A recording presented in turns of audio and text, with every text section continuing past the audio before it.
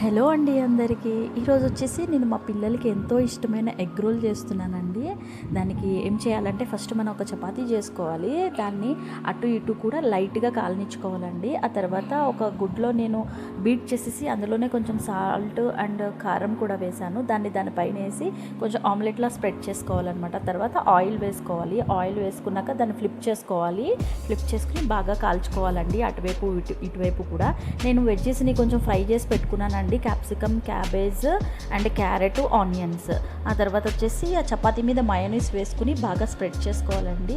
ఇలా కొంచెం ఫ్రై చేసి పెట్టుకున్న వెజ్జీస్ ఉన్నాయి కదండి, దాన్ని ఇట్లా పెట్టుకోవాలి. ఆ తర్వాత వచ్చేసి దాని మీద కెచప్ యాడ్ చేసుకోవాలండి.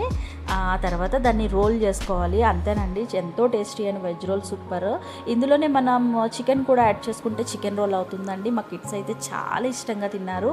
ఒక్కసారి ట్రై చేయండి, మీకు తెలుస్తుంది. చాలా బాగుందండి టేస్ట్ అయితే. Thank you for watching. Please subscribe my channel.